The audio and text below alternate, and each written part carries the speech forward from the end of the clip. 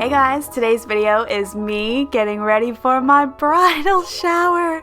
I can't believe I just said that. It is all starting to feel so real.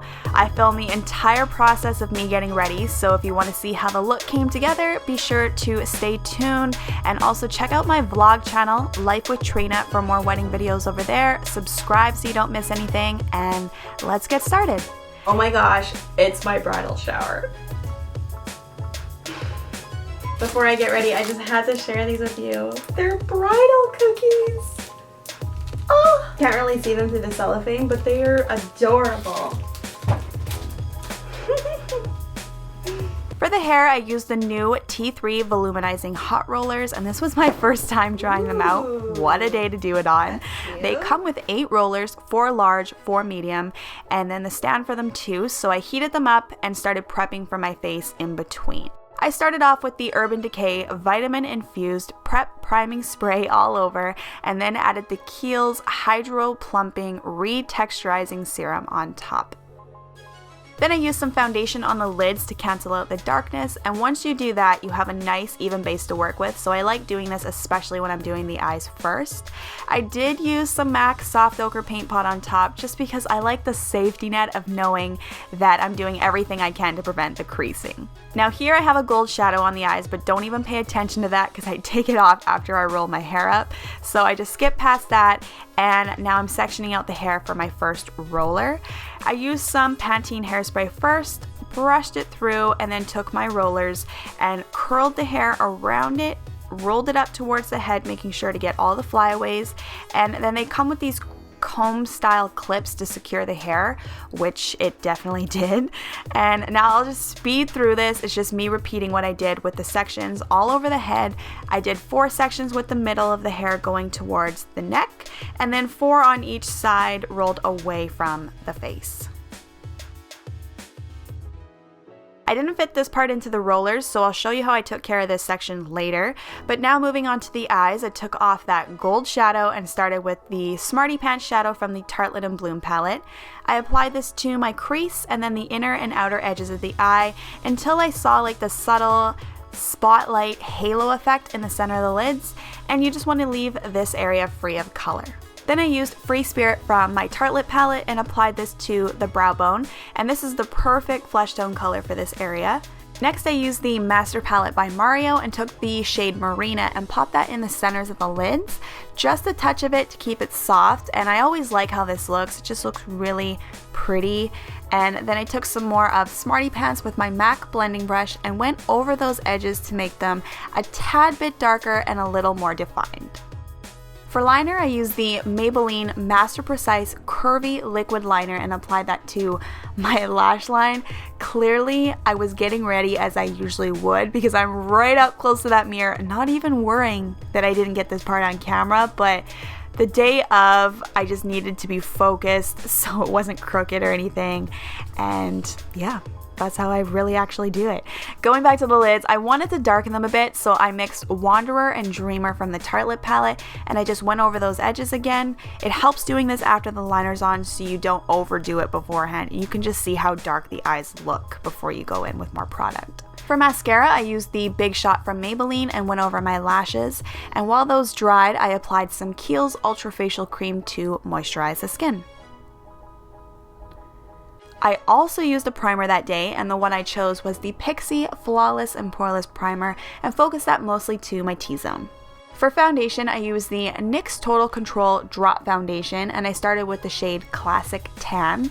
This color by itself is a bit too warm and dark, so I mixed in a bit of the True Beige shade, which has a little more yellow to it to balance things out. I just did a first impression on this foundation, which I'll link in the top right corner right now and in my description box for you guys to check out. I let that sit on the skin and moved on to the brows using the L'Oreal Brow Pomade in Dark Brunette. Start off with just a touch of product and start shaping at the bottom of the brow, bring it up into the arch and the tail, and I just fill in areas that are sparse. And at the start of the brow, I use really light flicks to make it look like real hairs, and then I give the entire brow a brush up to make it look more natural. Moving on to that section of hair I was talking about, it's just funny because I'm totally jumping around in this video, but that's actually how I get ready. I do it in like little sections. I used a curling iron to curl these instead. They look really tight right now, but once you leave them to sit, they relax over time, and I just blended them into the rest of my hair. Alright, back to the eyes. I used a fresh pair of the Ardell Demi Lashes, and I just recently went back to these, and I remembered just how much I love them. They add a little drama, but they're not too heavy, which I like. And then back to hair, time to take out the rollers. I'm doing this now so they had some time to relax on their own before I had to leave.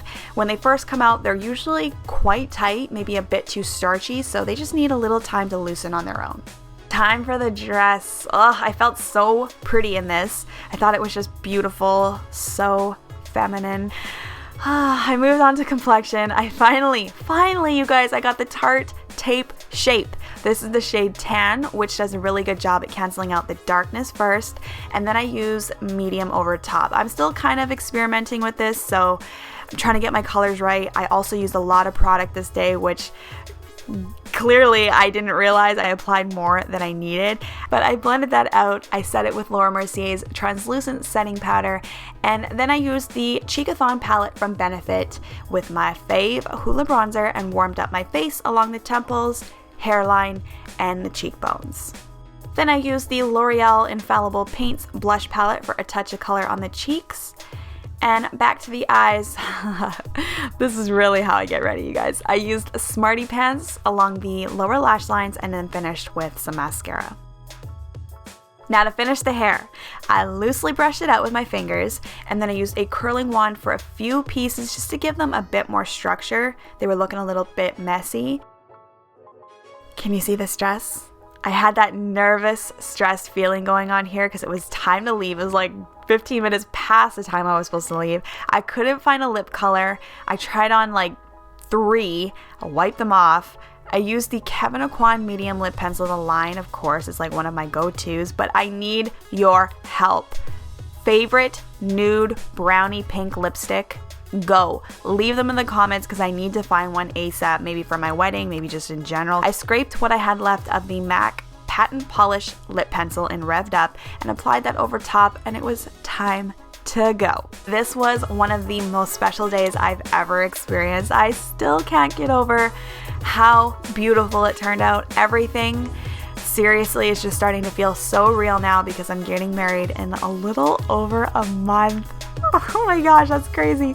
Be sure to subscribe so you don't miss anything. I have a wedding series coming real soon, but in the meantime, check out my vlog channel, Life with Trina, to see all of the behind the scenes wedding planning going on over there. It's a little bit more raw, a little bit more candid, me and Andy in the flesh. Thank you guys so much for watching, and I will see you all in the next video.